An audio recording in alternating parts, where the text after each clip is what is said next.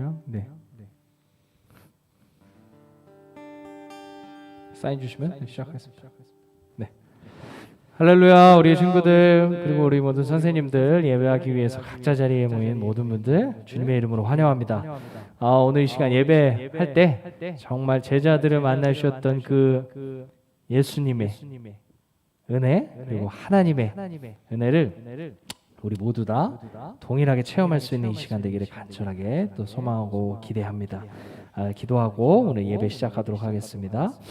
하나님은 영이시니 예배하는 자가 영과 진리로 예배할지니라. 아멘. 주님 감사합니다. 오늘 우리에게 생명을 허락하여 주시고 하나님 찬양할 수 있도록 하나님 예배할 수 있도록 예배자로 우리를 불러주시니 감사드립니다. 이 시간 하나님 만날 수 있도록 주님 함께 하시고 역사하여 주시고 주님 만날 수 있는 귀하고 복된 시간 될 수 있도록 주님 함께하여 주시옵소서. 살아계신 예수 그리스도의 이름으로 기도합니다. 아멘. 우리 가사를 생각하시면서 우리 함께 찬양하도록 하겠습니다. 우리 주님의 영광 나타나셨네. 자, 이 가사. 자, 주님의 영광이 나타나셨는데 능력으로 임하셨다고, 권능으로 임하셨다고 해요. 근데 그 능력이 어떤 능력일까요? 우리를 부자로 만드는 능력일까요? 우리를 성공하는 사람들로 우리의 모든 문제를 해결시켜 주시는 능력일까요? 물론 그것도 포함될 수도 있죠. 그러나 성경에서 우리에게 근본적으로 얘기하고 있는 성경이 얘기하고 있는 그 하나님의 능력은 우리가 하나님의 말씀대로 순종할 수 없는 그 무능력을 하나님의 말씀대로 순종하며 하나님의 뜻대로 살아갈 수 있는 능력으로 바꿔주시는 그 은혜의 능력이라는 겁니다. 그게 부활한 예수님을 살리신 하나님의 능력과도 연관이 된 거겠죠. 오늘 함께 찬양하면서 오늘 말씀에도 살펴볼 텐데 하나님 나에게도 능력으로 다시 한번 하나님 백성답게 살아갈 수 있는 그 변화의 능력을 허락하여 주세요 라는 마음으로 우리 함께 힘차게 찬양하도록 하겠습니다.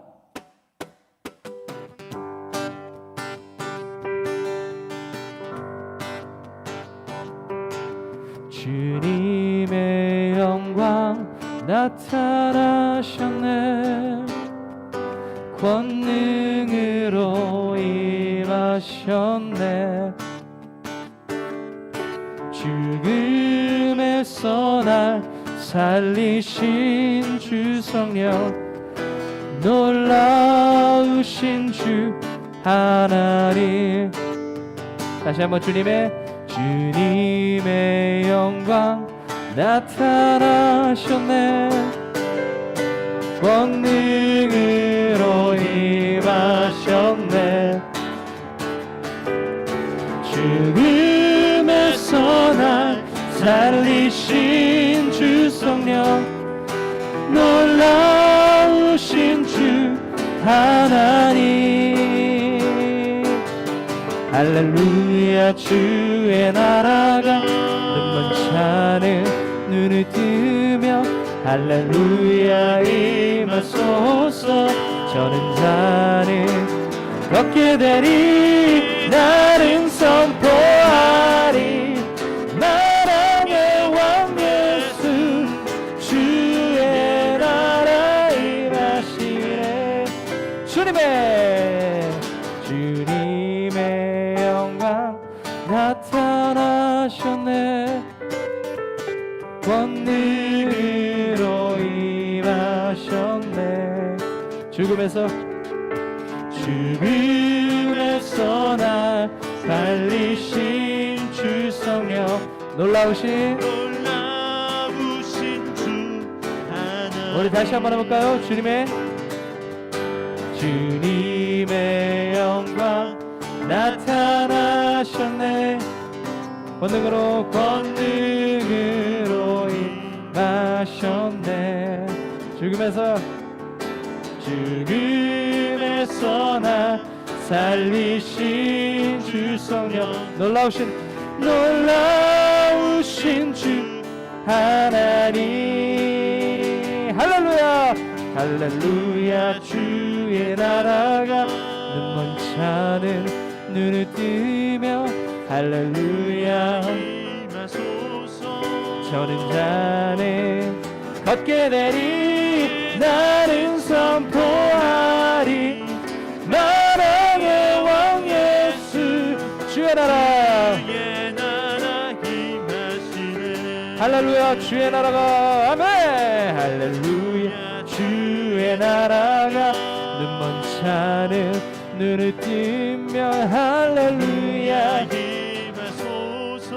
저는 자는 걷게 되리 나는 선포하리 만왕의 왕 예수 주의 나라 임하시 나는 선포하리 아멘 나는 선포하리 만왕의 왕 예수 주의 나라 임하시 우리 기뻐하며 기뻐하며 왕께 노래 부르리 소리 높여 할렐루야 부르리 주님 앞에 나와 찬양 드리며 우리 주님과 함께 기뻐하리라 나의 창조자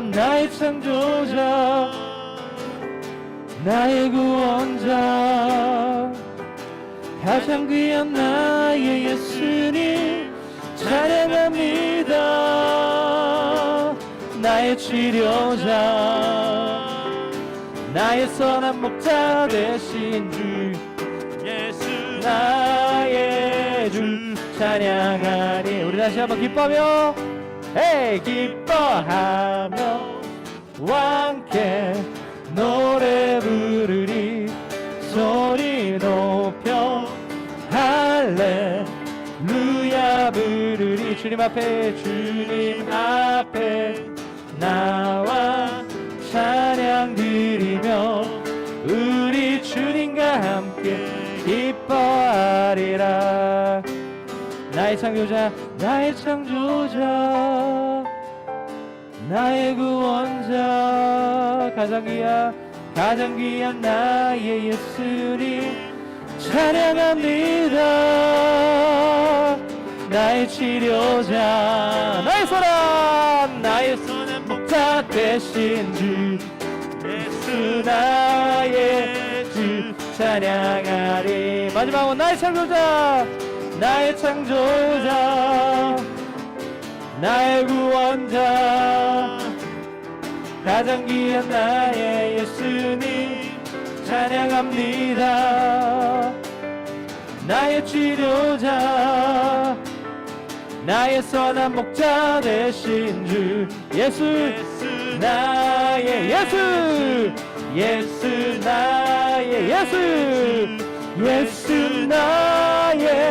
주 찬양하리 나의 창조자 나의 구원자 가장 귀한 나의 예수님 찬양합니다 나의 치료자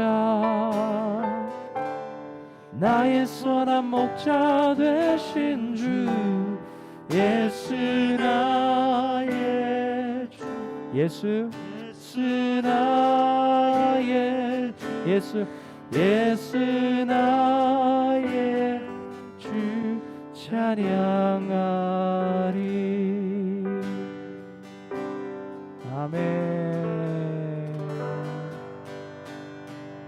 아멘 아멘 하나님의 주시는 그 능력을 힘입어서 하나님이 기뻐하시는 삶을 통해서 하나님을 예배하고 또 하나님을 기쁘게 해드릴 수 있는 영광을 돌리는 우리의 삶이 되기를 다시 한번 기대하고 소망합니다. 우리 계속해서 찬양합니다. 하나님 우리가 그런 삶의 열매를 통하여서 하나님이 주시는 은혜에 응답하는 삶을 통하여서 하나님을 예배하는 나의 삶이 되기 원합니다 라는 마음으로 계속해서 한번 찬양할까요?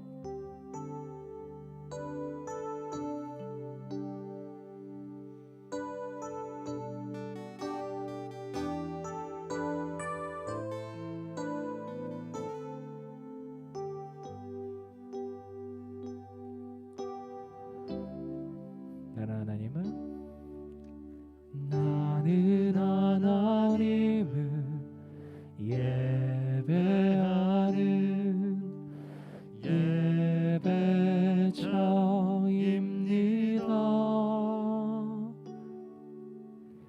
내가 서 있는 곳 어디서나 하나님을 예배합니다. 내 영혼 거룩한 은혜를 향하여 내 마음 완전한 하나님 향하여 이곳에서 아멘. 나도 이 시간 하나님을 예배합니다.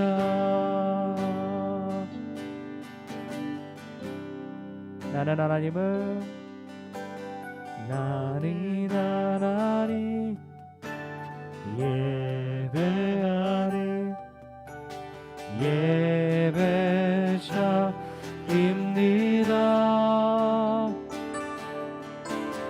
내가 서 있는 곳 어디서나 하나님을 예배합니다. 내 영혼 거룩한 은혜를 향하여 내 마음 완전한 하나님 향하여 이곳에서 바로 이 시간 하나님을 예배합니다.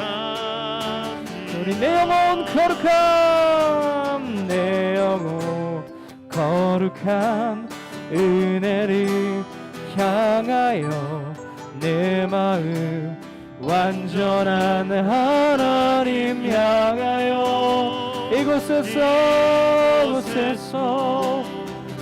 바로 이 시간 하나님을 예배합니다. 이곳에서 바로 이 시간 하나님을 우리 예배합니다. 찬양합니다. 주님만 날 다스리소. 아멘. 예배합니다. 찬양합니다. 주님 홀로 높임 받 우리 예배합니다.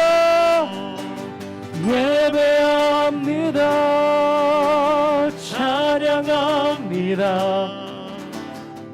주님만 날 다스리소서.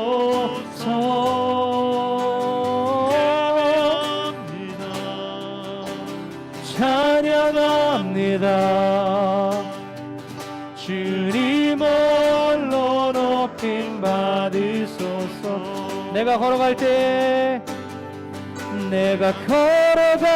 때 길이 되고 살아갈 때 삶이 되는 그곳에서 예배하네. 내가 걸어갈 때 길이 되고 살아갈 때 삶이 되는 곳에서 예배하네. 부르신 곳에서 나는 예배하네. 어떤 상황에도 나는 예배하네. 부르신 곳에서 나는 예배하네. 어떤 상황에도 나는 예배하네. 부르신 곳에서 나는 예배하네. 어떤 상황에도 나는 예배하네. 부르신 곳에서 나는 예배하네. 어떤 상황에도 나는 예배하네. 예배하네. 마지막 부르신 곳에서 나는 예배하네. 어떤 상황에도 나는 예배하네. 부르신 곳에서 나는 예배하네. 어떤 상황에도 나는 예배하네. 어떤 상황에도 나는 예배. 어떤 상황에도 나는 예배하네.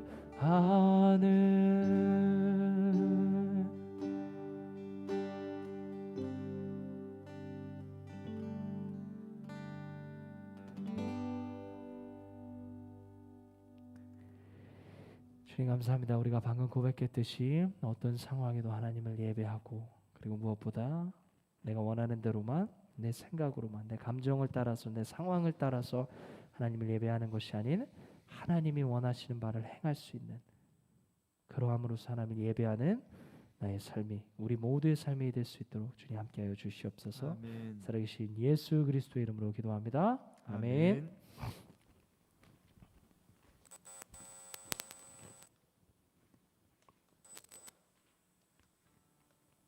사도신경을 우리 신앙을 고백합니다.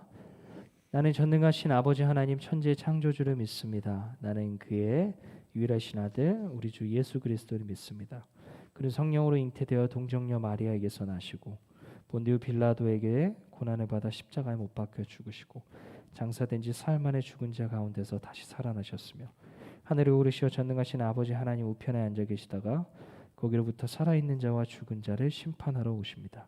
나는 성령을 믿으며 거룩한 공교회와 성도의 교제와 죄를 용서받는 것과 몸의 부활과 영생을 믿습니다. 아멘. 이 시간 우리를 대표해서 강민지 선생님께서 대표로 기도해 주시도록 하겠습니다. 한 마음으로 기도합니다.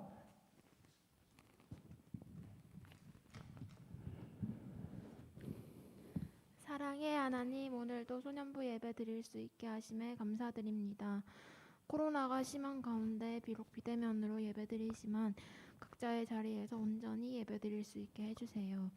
요즘 날씨가 쌀쌀해져 기온차가 심합니다.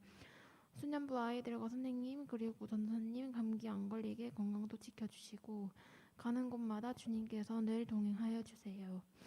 말씀을 전해주시는 전도사님에게 은총을 주시고 예배를 준비하는 선생님들을 위해 축복 내려주세요. 이 모든 기도 예수님의 이름으로 기도드립니다. 아멘.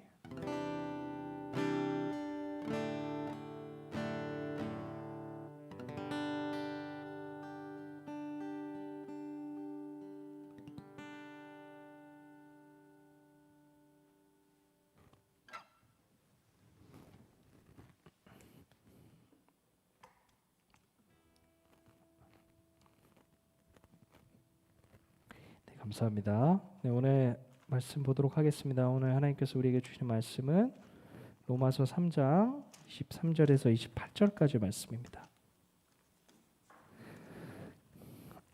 로마서 3장 23절에서 28절까지 말씀입니다.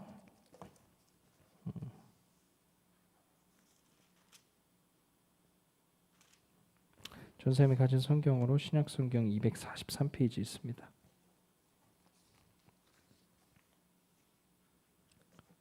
로마서 3장 23절에서 28절까지 말씀을 전사님이 봉독하도록 하겠습니다. 주님의 말씀에 귀 기울여 주시기 바랍니다.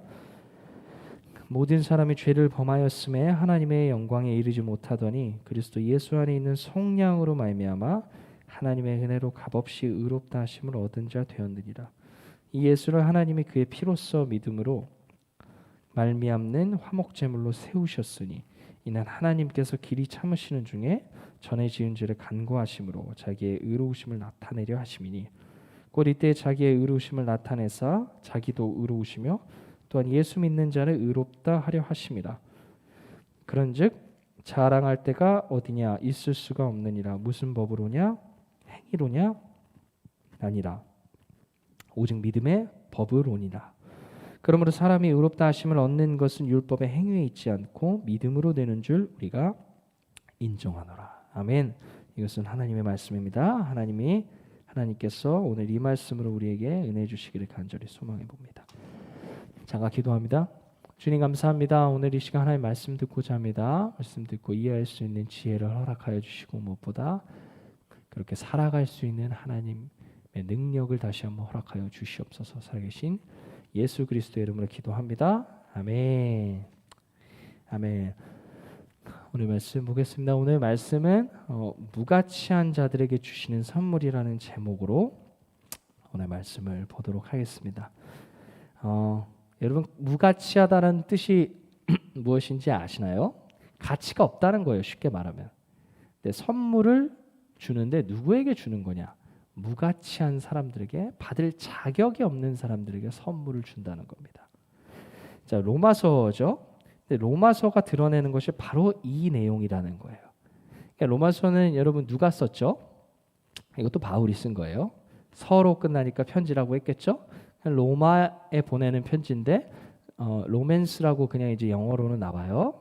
근데 로마에 있는 그리스도 예수를 따르는 믿는 그런 성도들에게 보냈던 편지입니다. 근데 바울이 이 편지를 왜 보냈는지 분명한 이유는 사실 뚜렷하게 드러나지 않는 것 같아요. 그거는 성경을 통해서 우리가 명확하게 알 수 없는 부분인 것 같아요. 그래서 바울이 이런 이유를 썼다, 이런 이유를 썼다, 이런 이유를 썼다라는 것이 200년 동안이나 논쟁이 있어온 거예요. 그래서 그거는 이제 좀 복잡한 문제니까 나중에 한번 살펴보도록 하고, 어쨌든 바울은 어떠한 목적을 가지고 로마라는 지역에 있는 로마, 그리스 로마 할 때 그 로마 지역이죠.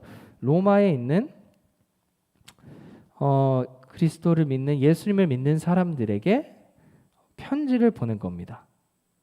그런데 중요한 건 바울은 그 사람들을 직접적으로 가서 만나거나 직접적으로 거기 가서 쉽게 말해서 뭐 설교를 해주거나 여러 가지 예배 인도를 한다거나 그런 목회를 한 적이 없는 거예요.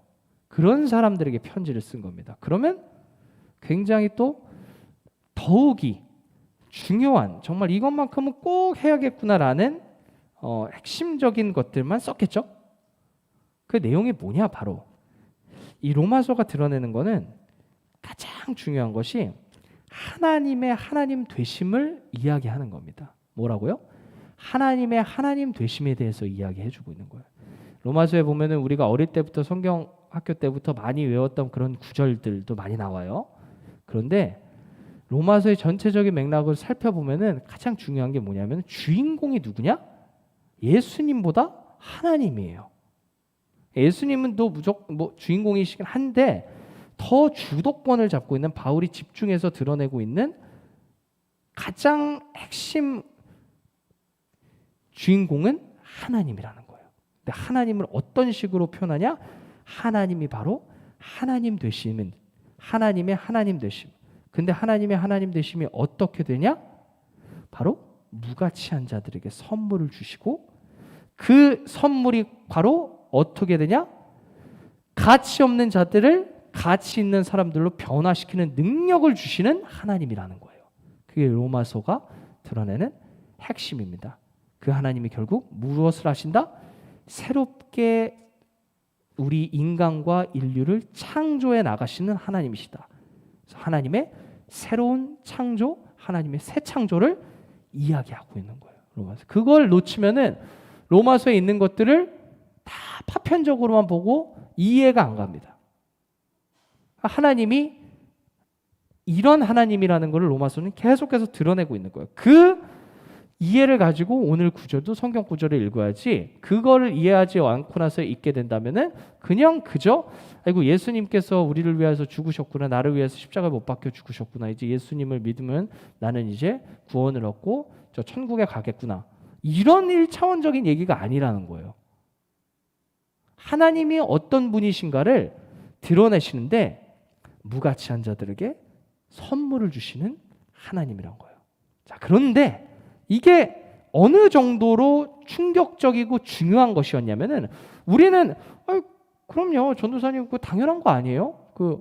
하나님이 우리에게 구원의 선물로 주시는 분이고 예수님을 우리에게 우리가 자격 없지만 주신 분이라고 너무 어릴 때부터 많이 들어왔는데요. 익숙하잖아요. 그리고 우리는 보통 선물을 줄 때도 얘는 선물을 받을 만한 사람이야 라는 그런 사람에게만 주는 게 아니라 그저 우리가 선물을 이제 주고 싶어서 주기도 하잖아요. 그 사람의 자격과는 상관없이. 그런데 1세기 이 로마서를 처음 읽었던 1세기에 살았던 로마에 있었던 사람들 그리고 그리스 로마 문화에 그레코 로망 시대 문화에 있었던 사람들에게는 이런 하나님이라는 게 충격적인 사건이었던 거예요.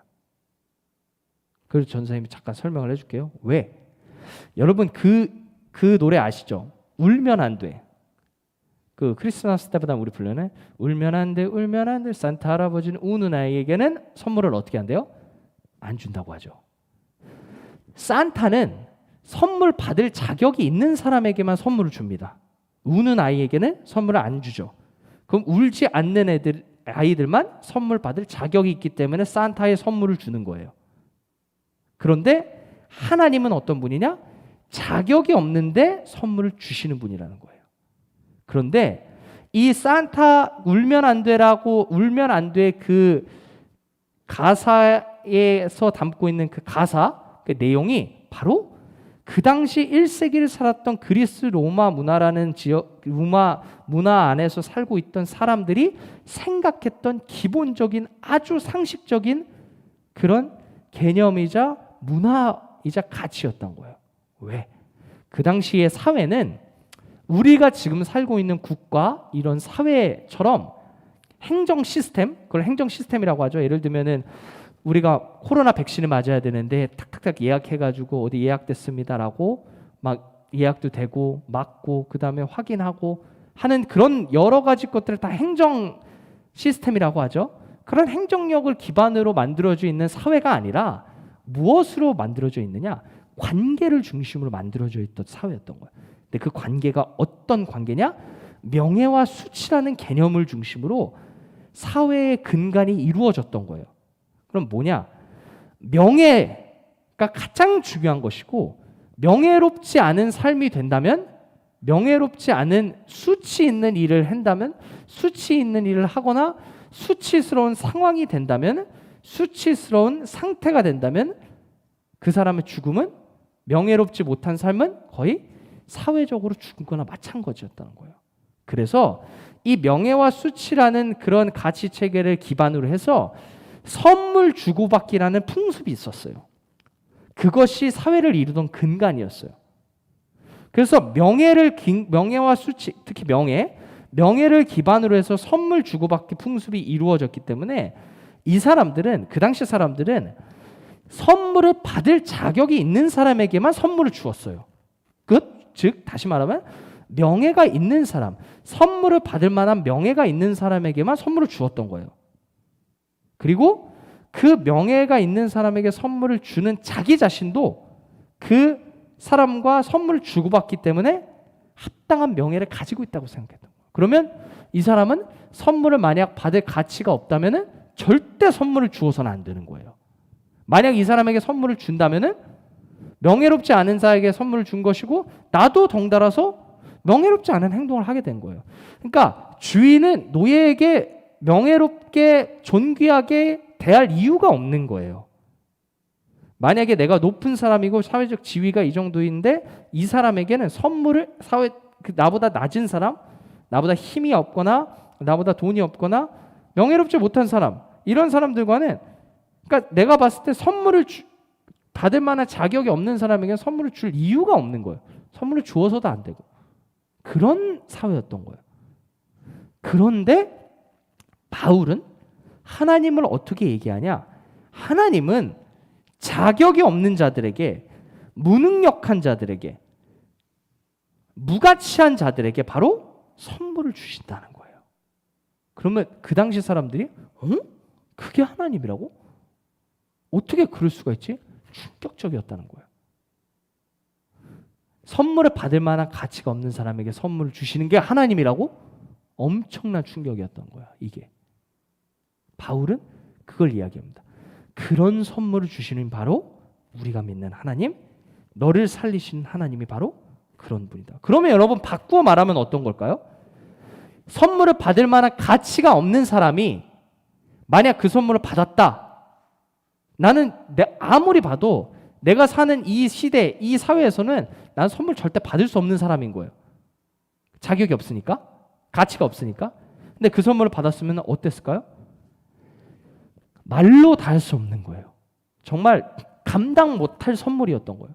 뭐 눈물 흘리는 거는 뭐 고사하고 정말 이걸 어떻게 해야 되지?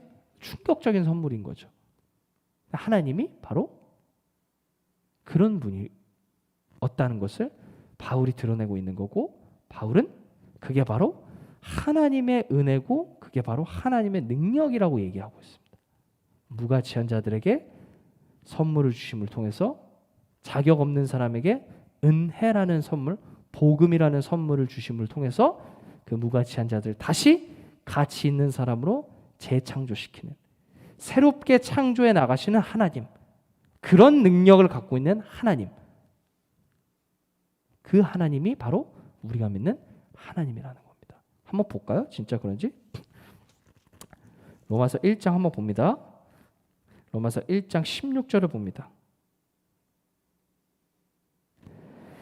내가 복음을 부끄러워하지 아니하노니. 자, 복음이, 그러니까 다른 말로 하면은 복음이 은혜고, 복음이 이제 은혜, 누구를 통해서 드러난 은혜죠? 예수님을 통해서 드러난, 예수 그리스도를 통해서 드러난 은혜인 거예요. 하나님이 주신 선물이 결국 복음인 거예요. 그 은혜, 그게 바로 예수 그리스도 사건을 통해서, 그리스도 사건이라고 하면은 여러분 예수님의 죽으심과 부활인 거예요. 예수님 죽으셨죠? 그리고 죽으시기 전에 예수님의 삶을 통해서 어떤 것이 정말 하나님의 백성답게 살아가는 삶이고 하나님이 원하시는 삶인지를, 행동인지 생각인지를 삶과 가르침을 통해서 예수님이 보여주셨죠. 그리고 모두를 위해서 자기의 생명까지 내어줌을 통해서 죽으셨죠. 근데 죽은 거로 끝난 게 아니고 어떻게 하셨죠? 부활하신 거예요.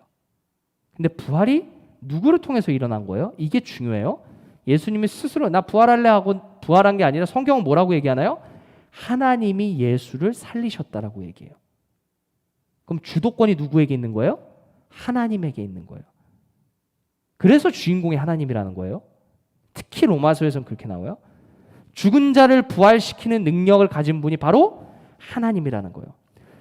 죽은 자를 부활하시는, 우리에게 예수님을 선물로 주셨고 그 예수께서도 죽으셨는데 그 죽은 예수님을 살릴 수 있는 능력을 가지신 하나님이라면은 무가치한 우리를 다시 가치 있는 사람으로 재창조시킬 수 있는 능력, 하나님의 말씀대로 살아갈 수 없는 무능력을 가지고 있던 사람도 다시 지성을 갱신시키고 분별력을 갱신시키고 새롭게 해서, 그리고 순종할 수 있는 능력을 주셔서 다시 하나님의 사람으로 바꿔줄 수 있는, 변화시켜줄 수 있는 그 능력을 가진 분, 그게 하나님이라는 거예요. 그게 로마서에서 얘기하는 하나님입니다. 죽은 자를, 예수를 살리셨듯이 우리도 죽음에서, 죄로부터 해방되어서 하나님의 말씀대로 살아갈 수 있는, 하나님의 사람으로 살아갈 수 있는 그런 변화의 사람, 변화의 능력을 우리에게 주실 수 있는 분이라는 거예요. 그걸 천명하고 있는 거예요. 왜 그럴까요? 그 당시 로마 사람들에게는 이게 말이 안 된다는 거예요. 받을 만한 사람들이 그 능력을 받을 수 있는 것이고 받을 만한 사람들만 그렇게 변화할 수 있는 것이기 때문에 그런 하나님의 상상을 못하는 거예요. 근데 바로 바울이 얘기하는 하나님은 구약에서부터 내려오는 하나님이죠. 그 하나님이라는 거예요. 그게 그 하나님의 능력과 자비하심, 그 하나님의 예수님을 우리에게 보내주시고 예수님 부활시킨 그 사건을 통해서 가장 클라이막스로 나타났다는 겁니다. 봅니다. 1장 16절, 내가 복음, 은혜, 그리스도, 예수, 그 복음을 부끄러워하지 아니하노니. 그러니까 이 사람들에게는 봤을 때 말이 안 되니까 부끄러워할 수도 있는 거죠. 부끄러워하지 아니하노니 이 복음은 모든 믿는 자에게, 모든 어떤 자에게? 믿는 자에게 구원을 주시는 하나님의 능력이 된다는 거예요. 받을 만한 사람들에게만 구원을 주시는 하나님의 능력이 아니라 모든 가치가 없는 사람들일지라도 그것을 믿고 신실하게 따르고자 하는 그 사람들에게 구원을 주시는 하나님의 능력이라는 거예요. 여기서 구원이 여러분 중요합니다. 구원이 우리가 구원이라고 하면은 어릴 때부터 그냥 부지불식간에 이 구원을 보면 어떤 생각이 떠오르냐면 내가 예수님을 그냥 인정하고 믿고 고백했어 하면은 내가 죽어서 저 파라다이스 같은 맨날 하루 종일 영원토록 맛있는 사과를 먹고 하프를 키고 행복하게 살고 있는 그런 파라다이스에 가겠지. 이게 구원이겠지. 그 천국에 가겠지. 이건 구원이 아니에요. 이건 구원의 아주 단면만 얘기하는 거예요. 구원은 하나님의 심판으로부터 보존되는 것, 하나님의 심판으로부터 보존되어서 새로운 시대에 새 생명을 얻는 것, 새로 재창조돼서 하나님의 사람으로 새 생명을 얻는 것, 이게 구원인 거예요. 심판으로부터 보존되는 것. 그러니까 이 사람들에게는 복음의 은혜를 받을 가치가 없는 사람들, 무능력한 사람들은 무조건 심판받을 수밖에 없던 거예요. 그런데 그런 사람에게도 구원을 주신다는 거예요. 하나님이 선물을 주심을 통해서 그걸 믿는 사람들에게 그게 하나님의 능력이 된다는 겁니다. 그래서 복음은 결국 복음, 예수 그리스도 사건, 그 은혜는 결국 뭘 드러낸다는 거예요? 궁극적으로 하나님의 하나님 되심, 하나님의 능력을 드러낸다는 거예요. 그게 핵심이에요. 복음은 하나님의 능력. 계속 얘기합니다. 그 능력이 어떤 능력이라고요? 하나님의 말씀대로 살아갈 수 없는, 그게 로마서 1장에 나와요. 심판받아 마땅한 그런 불의한 행동과 불의한 삶을 살아가는 그런 사람들, 하나님을 예배하는 마음이 없고 예배하지 않기 때문에 하나님이 그 사람들을 간과하셔서 그냥 내어두셔서 악덕한 삶을 살아가는, 성적인 죄도 짓고 그다음에 불의를 행하고 시기하고 수군거리고 부모에게 거역하고 결국 사형에 해당하는 그런 무능력, 무가치한 삶을 살아가는 사람들에게도 다시 하나님의 백성으로 살아갈 수 있는 능력으로 변화시켜 준다는 거예요. 그 능력을 가진 자로. 이게 이 한 구절을 갖고 있는 놀라운 의미입니다. 자, 그래서 한번 볼게요. 그런 능력을 주시는데, 자 보세요. 1장 18절 봅니다. 하나님의 진노가 불의로 진리를 막는 사람들의 모든 경건하지 않음과 불의에 대하여 하늘로부터 나타나니까, 하나님의 진노가 결국 심판이에요. 불의하고 진리를 막아서 경건하지 않은 사람들에게는 하나님의 진노가, 심판이 나타난다는 거죠. 쭉 내려갑니다. 근데 이 사람들이 왜 이렇게 되냐? 궁극적으로는 자 보세요. 20절입니다. 아니 19절. 하나님을 알만한 것이 그들 속에 보임이라는 거예요. 하나님께서 이를 그들에게 보이셔서 창세로부터 보이지 아니하는 것들, 곧 그의 영원하신 능력과 신성, 하나님의 하나님 되심이 그가 만드신 만물 속에 분명히 보여져서 알려졌으니까 하나님을 예배할 수 있었던 거예요. 하나님의 그러니까 유대인이나 유대인이 아닌 사람들이나, 그런데 그 사람들에게 하나님을 예배하지 않는 삶이 도래했다는 거예요. 하나님이 예배하지 않았다는 거예요. 그래서 21절 하나님을 알되 하나님을 이게 예배예요. 영화롭게도 아니하며 감사하지도 아니했던 게 하나님을 경배하지 않았다는 거예요. 그게 예배하지 않았다는 겁니다. 여기서 예배는 우리가 특별한 장소, 특별한 시간에 와서 하나님 앞에 찬양하고 이 예배를 얘기하는 게 아니에요. 우리의 일상의 삶 가운데, 전인적인 모습 가운데 하나님을 찬양하고 우리의 하나님 앞에 보여야 될, 드려야 될 마땅한 자세, 바른 자세, 태도, 그리고 경배, 이거 안 했다는 거예요. 그래서 결국 어떻게 되냐?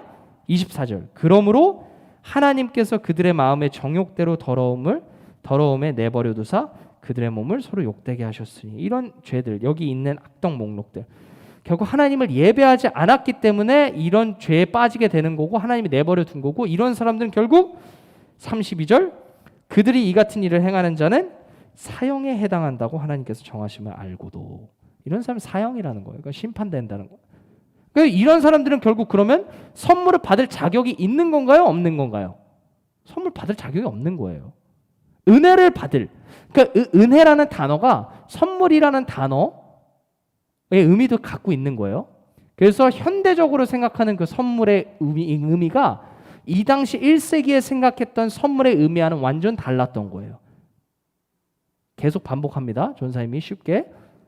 지금 현대의 의미에서 선물은 그냥 아무 상관없이 받을 자격 없는 사람에게도 우리가 그냥 뭐 선물로 주잖아요. 근데 그 당시에는 선물을 받을 자격 있는 사람들만 선물을 받을 수 있었다는 거죠. 이런 사람들, 결국 하나님이 봤을 때 하나님이 원하는 바를 행하지 않는 사람들, 하나님을 예배함이 없는 사람들, 하나님의 뜻으로부터 이탈된 사람들은 선물을 받을 자격이 없는 거죠. 그럼 이 사람들은 그냥 끝난 거예요. 망한 거예요. 또 봅니다. 자, 로마서 4장 봅니다. 자, 로마 4장 5절 봅니다. 4장 5절. 이를 아니할지라도 경건하지 아니한 자를 의롭다 하시는 이를 믿는 자에게는 그의 믿음을 의로 여기시나니. 그렇죠? 경건하지 아니한 자, 경건하지 아니한 자를 의롭다 하신다는 거예요. 경건하지 아니하지만 의롭다고 만들어줄 수 있는, 만드는 사람. 경건하지 아니한 사람들은 의롭다고 칭해질 수 있는 그 은혜의 선물을 받을 자격이 있는 건가요? 없는 건가요? 경건하지 않으니까 받을 자격이 없는 거죠. 근데 그 사람들을 의롭다고 다시 재창조해 주시는 분, 그게 하나님이라는 거예요. 또 하나 읽습니다. 자, 이걸 다 한꺼번에 읽으면 좋지만 우리가 그 불가능하니까, 자, 로마서 5장 6절 봅니다. 6절. 우리가 아직 연약할 때에 기약대로 약속대로 그리스도께서 누구를 위하여 죽었어요? 경건하지 않은 자를 위해서 죽은 거예요. 근데 경건하지 않은 사람들은 예수님이라는 그리스도라는, 그리스도 사건이라는 그 은혜의 선물을 받을 자격이 있는 거예요, 없는 거예요? 없는 거예요. 근데 주셨다는 거예요. 이게 놀라운 겁니다. 그래서 하나님은 바로 이런 사람들에게, 무가치한 사람에게도 은혜를 주시는 하나님, 그런 게 하나님의 자비죠. 하나님의 사랑하심인 거죠. 놀라운 은혜인 거죠. 그 하나님이라는 거예요. 우리가 이걸 염두에 두고 나서 3장을 읽어야지, 그 3장 오늘 본문에서 얘기하는 그 하나님의 하나님 되심이 바로 이런 거구나 라는 것을 우리가 이해할 수 있는 거예요. 이걸 이해하지 않고 읽으면 그냥 예수님께서 그냥 나를 위해 십자가에 달려 들어가셨지, 그냥 역사적인 사건, 그 정도 의미로만 우리가 피상적으로만 읽게 되는 거예요. 자, 3장 한번 23절 봅니다. 그걸 기억하면서, 자, 모든 사람이 죄를 범하였습니다. 하나님의 영광에 이르지 못했어요. 그러면 모든 사람이 죄를 범해서 하나님의 영광에 이르지 못했으니까 선물 받을 자격이 없는 거죠. 그냥 사형에 해당하는 거죠. 심판인 거죠. 근데 그리스도 예수 안에 있는 속량으로 말미암아 그리스도 예수님을 통해서 드러난 하나님의 은혜 말미암아 하나님의 은혜로, 선물로 값 없이, 대가 없이 선물 받을 자격이 없지만 의롭다 하심을 얻은 자가 되었느니라. 하나님의 심판 때 의로움을 얻을 수 있는 사람으로 하나님이 다시 재창조해 주신다는 거예요. 재조립해 주신다는 거예요. 그 능력을 주셨다는 거예요. 그 능력으로 우리를 다시 새롭게 해주시는 분이 하나님이라는 거예요. 25절. 이 예수를 하나님이 그의 피로써 믿음으로 말미암는 화목제물로 세우셨으니, 이건 의미가 굉장히 복잡해서 나중에 자세하게 한번 다뤄보도록 할게요. 어쨌든 큰 그림만 그려봅니다. 이는 하나님께서, 근데 그 이유가 그리스도 사건, 그리스도를 복음을 우리에게 선물로 주신 이유는 뭐예요? 길이 참으시는 중에 참으시는 하나님이라는 거예요. 전에 지은 죄를 간과함으로써 자기의 의로우심을 나타내려 하시면, 결국 이것을 통해서 뭐가 드러나는 거예요? 하나님이 의로우신 분이구나. 무가치한 자들에게 선물을 주심을 통해서 결국 하나님은 의로우신 분인 거구나. 정의로운 분이구나. 이게 나타난다는 거죠. 그래서 26절, 곧 이때에 자기의 의로우심을 나타내시사 자기도 의로우시며 또한 이거로만 끝나지 않고 그 예수를 믿는 자를, 그리고 그 예수님의 신실하심을 통해서 예수를 믿는 자들, 그 믿음을 가진 그 피스티스 신뢰 충성하는 자들에게 그들을 의롭다 하려 하심이라는 거예요. 의롭다고 칭해질 수 없는 자들을 의롭다고 하시는 분, 그게 하나님이라는 거예요. 하나님의 능력이라는 거예요. 자, 여기서만 끝나는 게 아닙니다. 근데 그렇다면 여기서만 끝난다면은, 야, 하나님이 우리에게 그런 참 자비로운 하나님, 대단한 하나님, 능력의 하나님이구나, 정 감사한 하나님이구나, 이렇게 끝나요. 그런데 성경은, 특히 바울은 거기서만 끝내지 않고 너희가 받을 자격 없는 자들로서 선물을 받았다면 어떻게 해야 된다? 대가 없이 선물을 받았지만 그 선물은 너희에게 대가를 요구한다는 거예요. 그 대가가 뭘까요?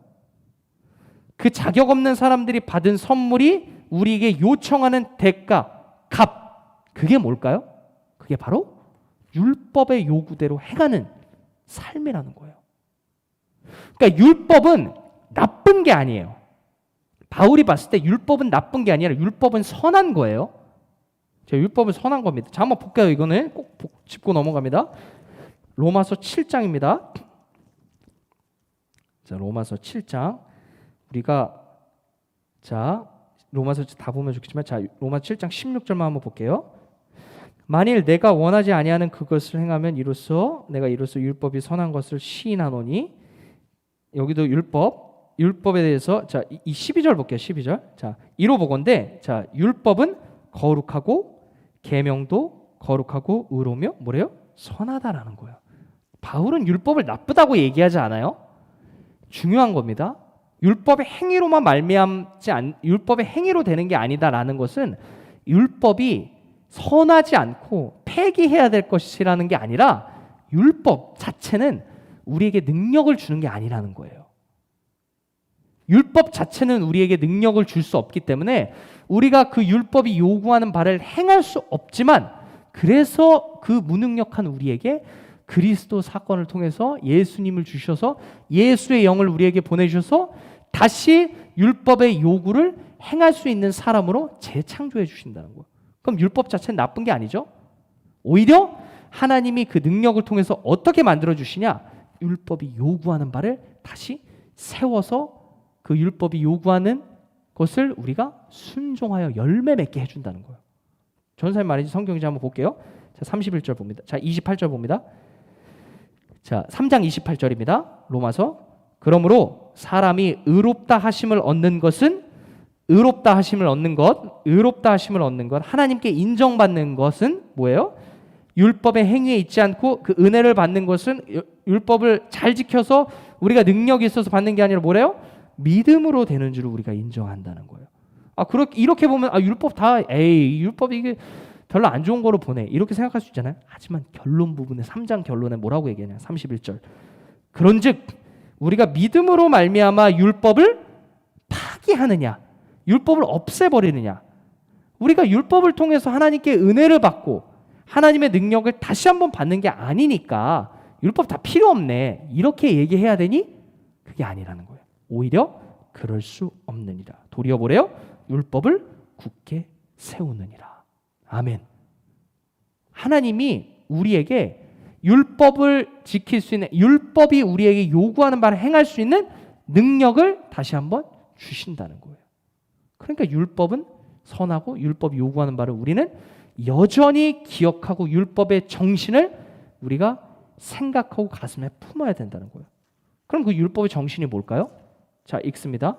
로마서 13장 갑니다. 이제 설교를 거의 마무리합니다. 로마서 13장 뭐죠? 로마서 13장 8절입니다. 피차 사랑의 빛 외에는 아무에게든지 아무 빛도 지지 말라. 남을 사랑하는 자는 율법을 어떻게 뜻대요? 다 이루었느니라. 그럼 사랑하는 삶이 결국 율법이 요구하는 궁극적인 바라는 거죠. 자, 더 설명합니다. 9절, 간음하지 말라, 살인하지 말라, 도둑질하지 말라, 탐내지 말라. 이 10계명이죠. 이게 율법이죠. 그 외에 다른 계명이 있을지라도 내 이웃을 어떻게 해요? 내 자신과 같이 사랑하라 하신 그 말씀 가운데 다 들었느니라. 사랑하는 사람은 결국 율법이 요구하는 바를 다 이루고 있는 거죠. 근데 10절, 그래서 사랑은 이웃에게 악을 행하지 아니하나니 그러므로 사랑은 율법의 완성이라고 얘기하는 겁니다. 그럼 결국 우리가 이전에는 완악하여서 나만 생각하고 하나님을 예배하는 마음이 없어서 이웃에게 악을 행하는 삶. 그럼 여러분 악덕 목록 보세요. 부모를 거역하는 것, 부모님에게 악을 행하는 거죠. 이웃에 이간질하는 것, 악을 행하는 거죠. 약자를 괴롭히는 것, 거짓말하는 것, 다 이웃과의 관계 속에서 악을 행하는 거죠. 그런 거라는 거예요. 그런데 결국 사랑은 뭐래요?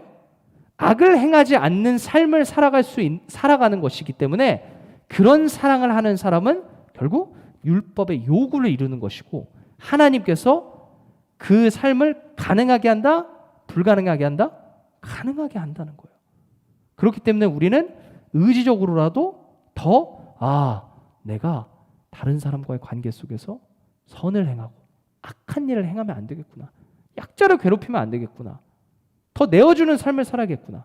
그래서 바울이 14장 같은 데 가면은 이제 나중에 가면 뭐라고 하냐면은 남의 명예를 위해서 노력하라 그런 거예요. 여러분 전 선생님 뭐라고 했었죠? 이 당시에는 명예와 수치 사회에서 자기의 명예를 위해서 목숨을 내어 던지는 사회인 거예요. 남의 명예보다 내 명예가 가장 중요한 거예요.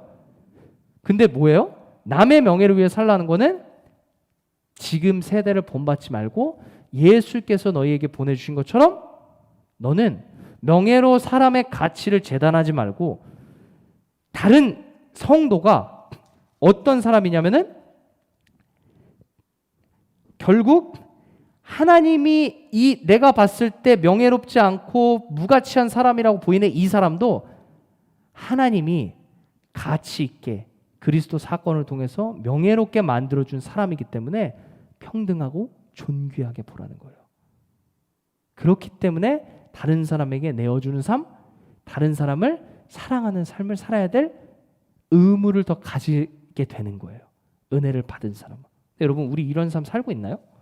하나님이 우리를 구원해 주셨어? 하나님 우리 사랑해 주셨어? 나를 위해 십자가 달려주셨어? 라는 것을 생각하고 끝나지 않나요? 그걸 생각하는 사람이라면 그 능력을 받은 사람이라면 그 능력을 행하는 사람이 돼야 된다는 거예요. 그 변화의 능력이 나타나야 된다는 거예요. 그 은혜가 순환돼야 된다는 거예요.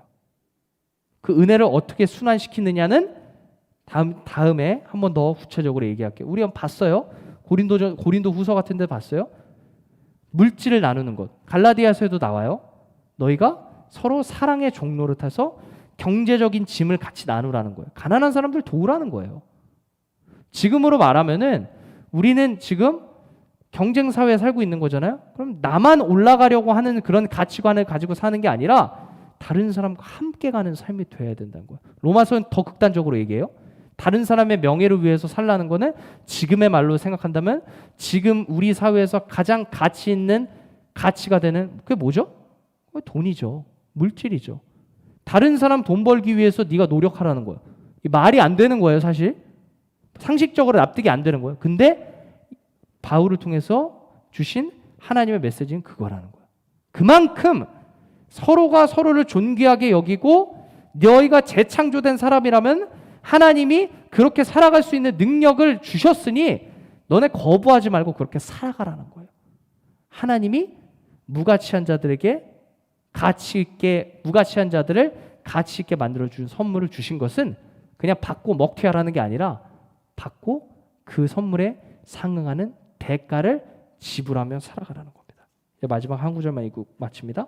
그게 바로 우리가 드릴 예배라고 얘기합니다. 로마서 12장이에요. 로마서 12장 1절에서 2절입니다.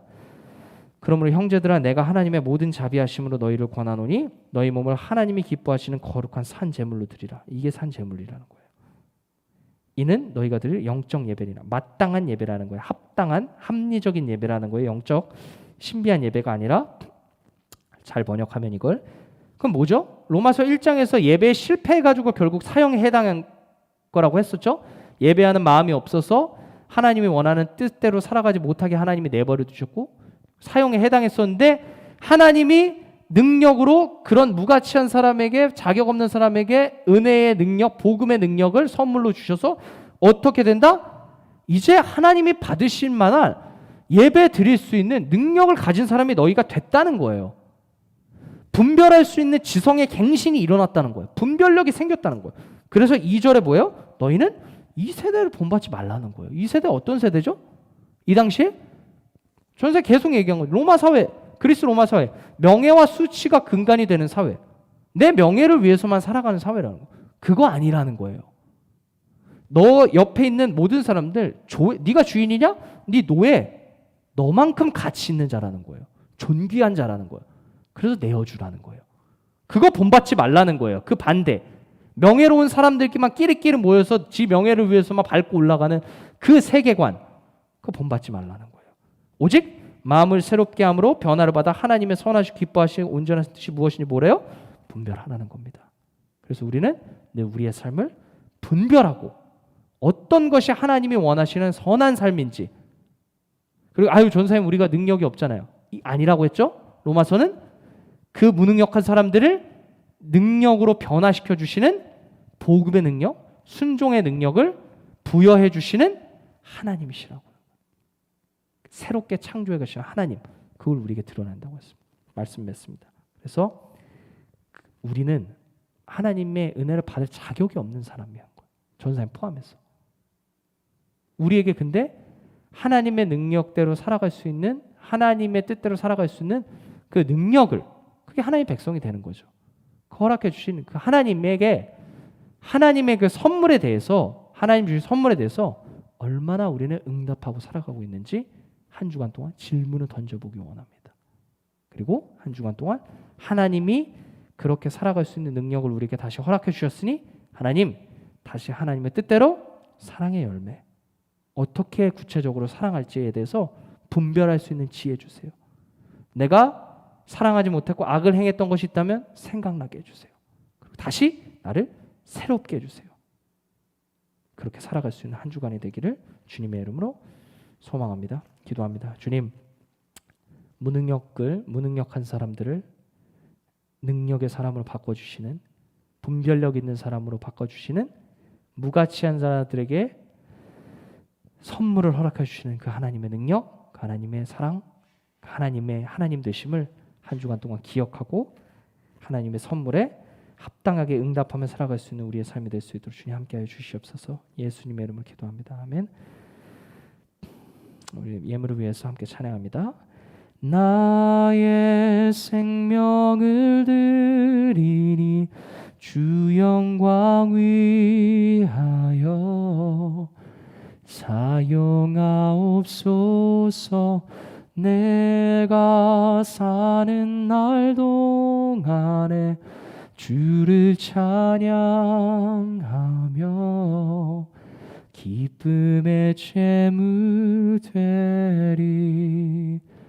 나를 받아 주소서.